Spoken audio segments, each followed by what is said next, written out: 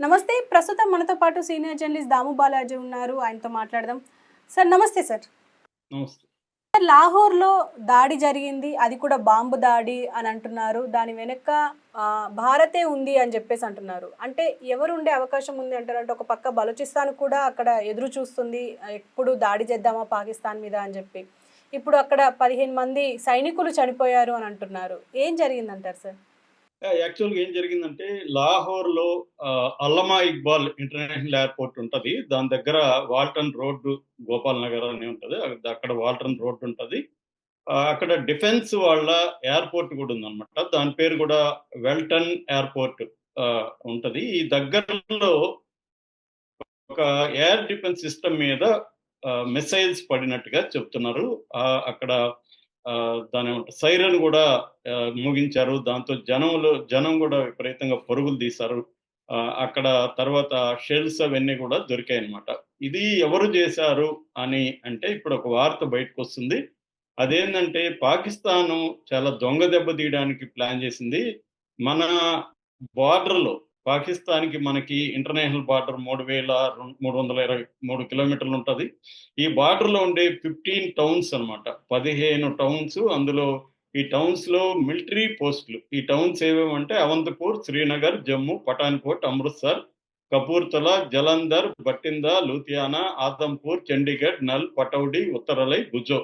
ఈ టౌన్స్ మీద అటాక్ చేసేదానికి అది ప్లాన్ చేసింది. కొన్నిటి మీద వేసింది కూడా. హ్మ్. అయితే మనోళ్ళు ఎయిర్ డిఫెన్స్ సిస్టమ్స్ మన దగ్గర స్ట్రాంగ్‌గా ఉన్నాయి. అది నేను తర్వాత ఇప్పుడే ఎక్స్‌ప్లెయిన్ చేస్తాను. ఈ ఎయిర్ డిఫెన్స్ సిస్టమ్ స్ట్రాంగ్‌గా ఉండడం వల్ల వాటిని మధ్యలోనే ఇంటర్సెప్ట్ చేసి గాల్లోనే వాటిని పేల్చేశారు.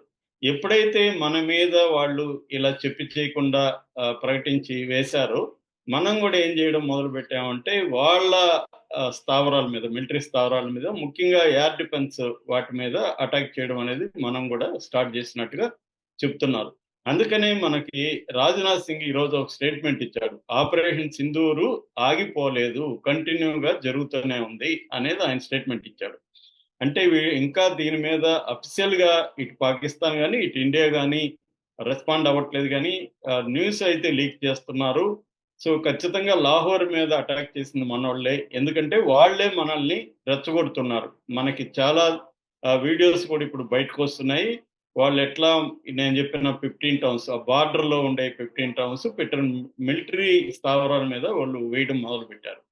సో, కాకపోతే ఏందంటే మన దగ్గర ఎయిర్ డిఫెన్స్ సిస్టమ్స్ చాలా అడ్వాన్స్‌డ్‌గా ఉన్నాయి.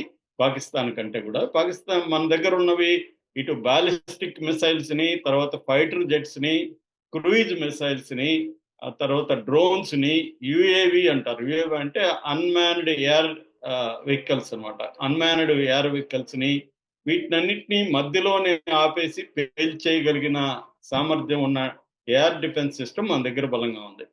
సో, మనకేందంటే 2 రకాలుగా మనం డెవలప్ చేసుకుంటున్నాం. ఒకటి ఇండిజినస్ రీసెర్చ్. అంటే మన ఇండియాలోనే రీసెర్చ్ ఇన్‌స్టిట్యూట్స్ పెట్టుకొని ముఖ్యంగా డీఆర్‌డీఓ. డీఆర్‌డీఓ అంటే defence research and development organisation మనకిక్కడ గూడా హైదరాబాద్‌లో గూడా ఉందది. So, hmm. వీళ్ళు ఇండిజినస్‌గా డెవలప్ చేస్తున్నారు. సో, మన డిఫెన్స్ సిస్టమ్స్ బేసిక్‌గా 4 రకాలుగా ఉంటాయి. ఒకటి లాంగ్ రేంజ్ అన్నమాట. లాంగ్ రేంజ్ అంటే 2000 కిలోమీటర్ల నుంచి 5000 కిలోమీటర్ల దూరంలోనే ఆపగలవు. రెండవది ఇంటర్మీడియేట్ రేంజ్. ఇంటర్మీడియేట్ రేంజ్ ఏందంటే 150 కిలోమీటర్ల నుంచి 1000 కిలోమీటర్ల దూరంలో ఉంటది. మూడవది షార్ట్ రేంజ్. ఇదొచ్చి ఒక 100 కిలోమీటర్లు 15-100 కిలోమీటర్స్ దూరంలో చేయగలదు. నాలుగోది వెరీ షార్ట్ 15 కిలోమీటర్స్ వరకి ఇది అంటే ఎయిర్ క్రాఫ్ట్స్‌ని గాల్లోనే పేల్చగలవు. ఇది surface to air to air ఇలాంటి నేవీ అంటే సీ టు ఎయిర్ ఇలాంటి డిఫెన్స్ సిస్టమ్స్ మనకున్నాయి. మనకు ప్రధానంగా ఏందంటే బీఎండీ అనేది మనం డెవలప్ చేసాం. బీఎండీ అంటే బాలిస్టిక్ మిసైల్ డిఫెన్స్ ప్రోగ్రామ్. ఇది ఇందులో ప్రధానమైంది S-400 ట్రయంఫ్. ఇది మనకి రష్యన్ టెక్నాలజీని ఉపయోగించుకొని డెవలప్ చేసాం. ఇందులో పృథ్వీ ఎయిర్ డిఫెన్స్ పీఏడీ అంటారు. పృథ్వీ ఎయిర్ డిఫెన్స్ లేదా Pradyumna ballistic missile air defence అంటారు. ఇది మనకి నంబర్ 1 అని చెప్పుకోవచ్చు. ఈ బీఎండీలో నంబర్ 1 వచ్చి S-400 ట్రయంఫ్ అన్నమాట. ఇది 2000 కిలోమీటర్ల వరకు కూడా మనం ఆపగలం అనమాట.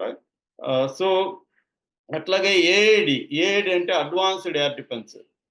Ballistic missile defence, advanced air defence అంటే బిఎండి, ఏఐడి ఈ 2 వెరీ ఇంపార్టెంట్.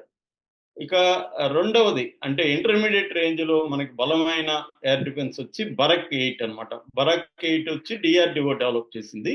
ఇది కూడా చాలా స్ట్రాంగ్‌గా ఉంది.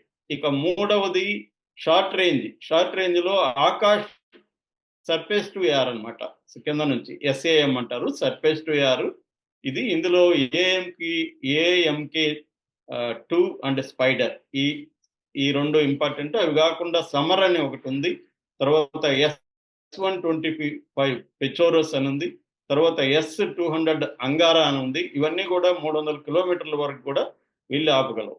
ఇది కాకుండా ఫైనల్‌గా వెరీ షార్ట్‌లో ఉండేది వచ్చి మనకి 9K38 Igla S, 25U-23 Shikha, Bofors 400 ఇవన్నీ కూడా కొంత ఓల్డ్ సిస్టమ్స్. ఇవి దగ్గరగా కొట్టగలవు. సో మనకి ప్రధానంగా ఏంటంటే బిఎండి అండ్ S-400, బరాకా, ఆకాష్ ఈ సిస్టమ్స్‌ని ఈ మధ్య కాలంలో మనం చాలా డెవలప్ చేసుకున్నాం. మనకు కొంతవరకు ఇజ్రాయెల్ కూడా హెల్ప్ చేసింది. ఎందుకంటే ఇజ్రాయెల్‌లో ప్రపంచంలోనే అతి బలమైన వాళ్ళకి ఐరన్ డోమ్ టెక్నాలజీ అంటారు. Iron dome air defence technology అనేది ఉంది. అందుకనే ఇటు హమస్ గానీ, ఇటు ఇరాన్ గానీ, ఇటు హిజ్బుల్లా గానీ 3, 4 దేశాల నుంచి వాళ్ళ మీదకి మిసైల్స్ వచ్చినా కూడా వాళ్ళు తట్టుకుంటున్నారంటే కారణం ఈ iron dome air defence technology. అలాగా మనం కూడా బలమైన బిఎండి S-400 ఈ ట్రయంఫ్ ఈ ఈ ఇవి డెవలప్ చేసుకున్నాం కాబట్టి ఇవి పాకిస్తాన్ మనల్ని ఏమీ చేసే పరిస్థితి లేదు. అది అందుకనే ఫెయిల్ అయింది ఇప్పుడు. ఇది కాకుండా మన దగ్గర రాడార్ సిస్టమ్ కూడా ఎప్పుడైనా ఒక దేశం అంటే పాకిస్తాన్ మన మీద ఈ మిసైల్స్ కానీ లేకపోతే క్రూయిజ్ మిసైల్స్, బాలిస్టిక్ మిసైల్స్ లేకపోతే డ్రోన్స్ వీటి ద్వారా అటాక్ చేయాలనుకున్నప్పుడు ప్రధానంగా 3 రకాల సిస్టమ్స్ ఇంపార్టెంట్. ఒకటి air defence system, 2 radar system, 3 command control. ఈ 3 మనకు చాలా బలంగా ఉన్నాయి. ఇప్పుడు చెప్పింది నేను ఎయిర్ డిఫెన్స్ సిస్టము. అట్లాగే రాడార్ సిస్టమ్ కూడా మనకి స్వార్డ్ పిస్ ఎల్ఆర్టీఆర్ అనే ఒక రాడార్ సిస్టమ్ ఉంది మన దగ్గర. రాజేంద్ర 3 ఉంది, నేత్ర ఉంది. సో ఇలాగ మనకి రాడార్ సిస్టమ్ కూడా ఎందుకంటే రాడార్ సిస్టమ్ ఐడెంటిఫై చేస్తుంది ఎక్కడి నుంచి వస్తుంది అని. ఐడెంటిఫై చేసి ముందుగానే మన ఎయిర్ డిఫెన్స్ సిస్టమ్స్ ని అలర్ట్ చేస్తుంది. వెంటనే ఇవి ఆటోమేటిక్గా ఇవి అలర్ట్ అయిపోయి ఆటోమేటిక్గా ఆన్ అయిపోయి ఇవి వాటిని గాల్లోనే పేల్చేస్తుంది అనమాట. దీనికి సంబంధించి కమాండ్ కంట్రోల్ సిస్టమ్స్ బలంగా ఉండాలి. సో ఈ 3 రకాలు ఉన్నాయి కాబట్టి మనకి పాకిస్తాన్ వాటిని దెబ్బతీసి మనం రివర్స్‌లో మనం కూడా అటాక్ చేసాం. అంటే డిఫెన్స్ అండ్ అఫెన్స్ ఈ రెండిట్లో మనం ముందున్నాము. సో ఆ రకంగా పాకిస్తాన్ చేసిన ప్రయత్నాల్ని బ్రేక్ చేయడంతో పాటు చేస్తున్నాం. ఎందుకంటే పాకిస్తాన్ ఇప్పుడు అదేదో కళ్ళు తాగిన కోతిలాగా రెచ్చిపోతుంది. సో వాళ్ళకి ఏం చేయాలో తెలియట్లేదు. పెద్ద డ్యామేజ్ జరిగింది. ప్రపంచవ్యాప్తంగా వాళ్ళకేం మద్దతు రావట్లేదు. చైనా కూడా ఎందుకన్నా మంచిది మనం కొంత దూరంగా ఉన్నామన్న ఆలోచనలో కనిపిస్తుంది. సో ఈ దశలో వాళ్ళు ఏం చేయాలో తెలీదు. అట్లని చేయకపోతే వాళ్ళ దేశంలో ప్రజల్లో వ్యతిరేకత వస్తుంది. అందుకని ఏదో చేస్తున్నట్టు వాళ్ళు డ్రామా ఆడాలి.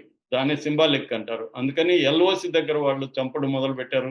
మన గ్రామాల్లో ప్రజల మీద బాంబులు, మిసైల్స్, మోటార్ షెల్స్ వేసి చంపుతున్నారు. ఆల్రెడీ 31 మందిని ఇప్పటి వరకు చంపారు.